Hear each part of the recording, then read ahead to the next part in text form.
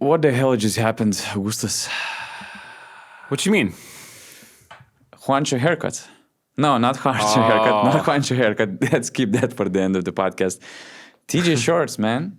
The best signing of the offseason. Top 3 MVP frontrunner from the last year. 0 points in his debut game for Panathinaikos. The first ever in the EuroLeague history, Eurocup history, and BCL history for TJ Shorts. I've checked the stats. He never had less than 10 points in the EuroLeague before. Who said that he was the best offseason signing? EuroLeague GMs.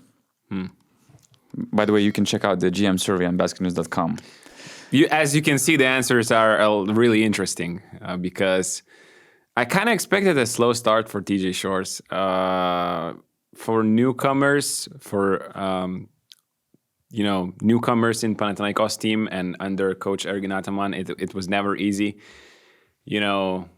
You have to go through this. You never start on a high note. I mean, we can remember what happened last year with Jedi Osman. It is just hard. The team is so stacked, and although the way TJ Shorts came in and out tonight, out of the lineup, out of those fives, was weird to me because, he started the game in the starting five, and I'm like, okay, that's a great sign. Ataman is helping him to get into his rhythm, to find a place in this team. And then he plays for 5 minutes, misses 2 shots. And the next time he comes back into the game was with like 1 minute and 50 seconds remaining in the second quarter. So he sat on a bench for 13 minutes straight. That's a lot in my eyes for a guy who I consider an MVP type of caliber player. And then he does not start the second half because the lineup with Jerry and Grant plays much better. Then he gets back into the game in the middle of fourth quarter, plays another minute and 34 seconds, and then is subbed out and finishes the game with 10 and a half minutes, 4 missed shots, 3 assists, 1 turnover, -2 efficiency. I don't know. It's just, as I mentioned, I'm not a fan of this move. I really wanted to see TJ in another team, but at the same time, I'm not trying to overreact. It's just one game. I'm not expecting him to perform immediately. It's still Kendrick Nunn's team, and that was obvious from the beginning. What are you thinking about this game? Or is it an alarm sign to you, Donatas, or is just, you expected this? I try to keep myself away from alarming stuff on September 30. Exactly. That's first. At the same time, we have a track record of 2 different players and endings. Kendrick Nunn started his career in Panathinaikos scoring 6 points total in his first 2 games in the EuroLeague. He ended up becoming the best paid EuroLeague player until Vasilij Micic returned, and just in general, the MVP of the EuroLeague, the face of the EuroLeague. Yeah. EuroLeague GMs want to start their teams building from Kendrick Nunn. He would be their number 1 pick, according to the latest GM survey. And we have Lorenzo Brown, another smart, experienced, great point guard who tried to figure that out, but he didn't. And now he left the team, and now he's playing for Milan. So I'm trying not to overreact. I don't think that this first game was alarming, but to me, it's not about TJ Shorts. It's about how tough it is to break into Ataman's core, Ataman's rotation. And there's a reason why Ataman had this dilemma with the front office people. According to my sources, there was this question: should we sign a scoring type of point guard, scoring sparky player like TJ Shorts, or more like a floor general, somebody who doesn't require as many field goal attempts, having the ball in his hands, maybe being bigger, more defensive oriented, or just in general, more versatile player. So, and he tried with Lorenzo Brown. Now he's trying with TJ Shorts, and you never know if those experiments will conclude in some success. So it's for sure going to be a story to follow and to watch. And there's a reason why we also put those doubts. We had this topic already about TJ Shorts. Our colleagues actually also made an article players in the wrong teams, players who sign in the wrong teams, and I saw TJ Shorts with Olympiacos jersey. So it's going to be a topic. It's going to be a narrative for sure. It's my trade idea from the It's Q&A, your session idea, that yeah. we just had. Because, from the beginning, I said this. I would love to see TJ Shorts in a different team. Just because for him, because I think he's that good. I think he deserved to get the MVP last season. And I think he's that good of a player. But it's just, you have so much talent on this team already. And like Kendrick Nunn with Jerry and Grant at the backcourt is so nice. So And the style of play is so different. We were watching, we had this yearly watch party Oh, tonight, yeah. and Augustus was like, I think that, it's getting on TJ Short's nerves watching how his teammates are trying to inbound the ball for 5 seconds, while in Yeah. Paris it was like automatic, instant. In 5 seconds, that there would be a shot They in were- the opposing side of the court. yeah, they were at least playing a pick and roll, if not already scoring back. And TJ is like, yo, can somebody please inbound the ball for me after Bayern made a shot? Yeah. So that was funny to watch. It's a complete change of scenery for TJ Short, so I think it's hard for him as well. I hope he gets into the rhythm and Yeah, let's not overreact. Let's observe and then make conclusions. Yeah, for sure. There were more debutants, and of course we have to start with Richaun Holmes, right? Another blockbuster signing that Panathinaikos made. He played 19 minutes. He scored 9 points, had 3 rebounds. 2 assists. What do you think about his debut in less than 20 minutes of action? Pretty good. I'd say pretty good. I think, without Matthias Lazort, he brings what Panathinaikos needs. Sets screens, rolls to the rim, has a soft touch near the basket. We saw a couple of times today where he just, those 2 field goals that he made was both times he just caught the ball and shot it. He just, catches the ball with his back or side to the basket, and he just catches the ball and still makes the shot immediately. No dribble required. So I think that's going to help Panathinaikos in the future. They still have to figure it out. I mean, he had energy, 2 offensive rebounds, and they just still had to figure out team defense with him. It's always a thing in process for Pana, team defense and pick and roll defense. So they just have to figure that out, and it's the first game. It's a normal, but I think he's going to be a good signing for Panathinaikos. Good thing is that different than Shorts, he will have more time and more opportunities to play his game, to adjust, to adapt to his new team, because Matthias Lazort is not coming back until November at least.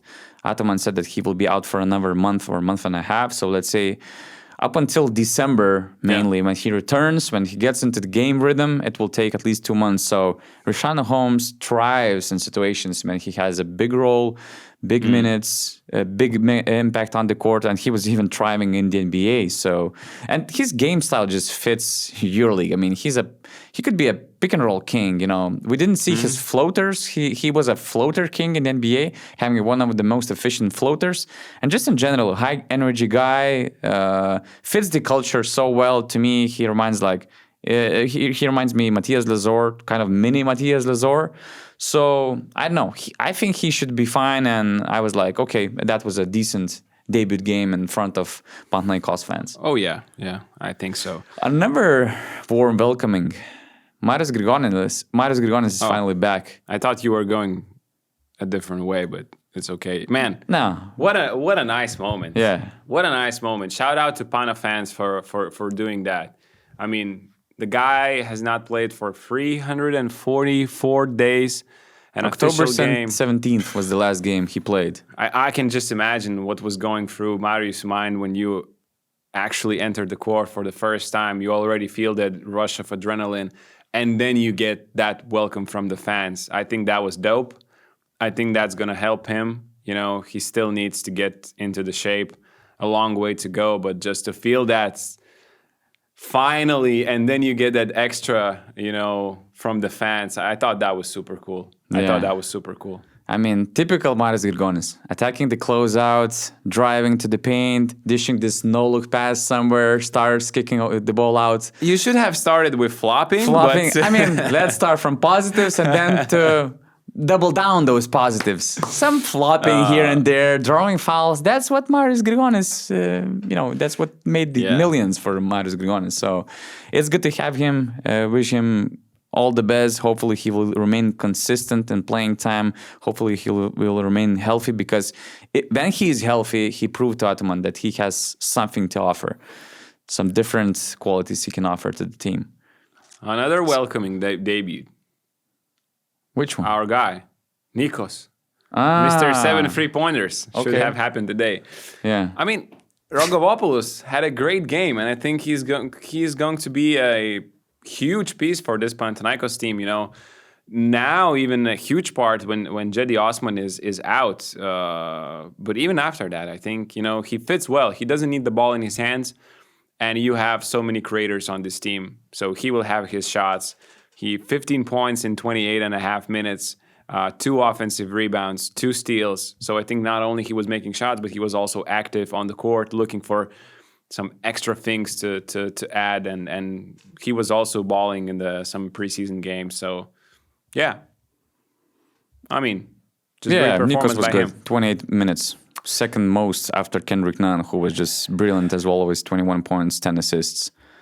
Is there anything to add about Kendrick Nunn? Are we really just going to leave it like Kendrick just had 21 and 10 and we're probably. Yeah, so Kendrick Nunn just had 21 and 10 and on the Ever News. That's that. Follow BasketNews and, on the Ever News. This is the end of this episode. I mean, nothing surprising, nothing unexpected. But he scored 21 and dished out 10 assists without actually scoring a 3-pointer. He is already in a mid-season shape to me. He came in prepared. To me, it seemed like Pana always knew they're going to win this game, and Kendrick Nunn just took care of the business. The way he moved on the court, that dunk was spectacular. His touch is amazing, from the paint, and he was just doing whatever he wanted, although Bayern were kind of trying to push him to the right hand, but it didn't really work today, and I've seen a lot of players struggle in the round one, and I think Kendrick Nunn is having no real problems just because he's that much in shape to start the season, and that is great news for Panathinaikos. On the other side of the floor, it was just great to see Xavier Ratan-Mays hooping, 18 points, 8 assists, 26, and just being himself. Yep. As you mentioned, watching the game, it's the perfect spot for him. It's the perfect signing for Bayern, because this is the team that he's going to carry on, and that's the best thing when you have Ratan-Mays. You cannot have him as a backup, as one of the guys. He thrives when he has the ball, when he has this impact, when it's all on his shoulders. So it's a perfect situation. I wish Rokas Jokubaitis was there next to him, because with all these guys, as I mentioned, it feels like this team is a team of leftovers. A lot of players who were cuts, who were those teams were eager to see them moving somewhere. So it was just great to see how they can fit, gel, and if there was Jokubaitis here, somebody else there. Bayern could be another underrated team. They could have another underrated season like last year. I wouldn't go so far without Rokas, but of course, without Rokas, it's a different conversation. It's a different conversation, but definitely I agree on what you said about Xavier Ratan-Mays. He would have scored way more if not for Panathinaikos' defense on the pick and rolls. He had 8 assists as well. We should not underestimate that fact. He will be averaging, close to 15 field goals attempted per game, and he's just he's one of the most skilled players offensively, I think, in Europe we have, because he can score from basically anywhere on the court, and he does it so easily. So definitely, if you're a neutral fan, tuning in for Bayern games and seeing Ratan-Mays hoop is a must-do at least once or twice per season. What about this? Guess who's back? Back again. Shady's back. Kendrick Nunn, tell a friend. Nice post by our social media guys. Once again. Our social media channel is must watch, must follow. Our YouTube channel is must watch material. So make sure to subscribe to our channel, to put the notification mark on, because we're doing those EuroLeague watch parties. We're just dishing all those episodes basically every freaking day. And make sure to subscribe to Beyond Plus community to get a lot of extra content, including chatting with fellow Hoop fans on our Discord channel, which is closed but a very nice community, and also just getting this extra content on BasketNews.com website. The GM survey I mentioned, we have players ranking, we're gonna have more stuff, so it's a must subscribe thing for sure.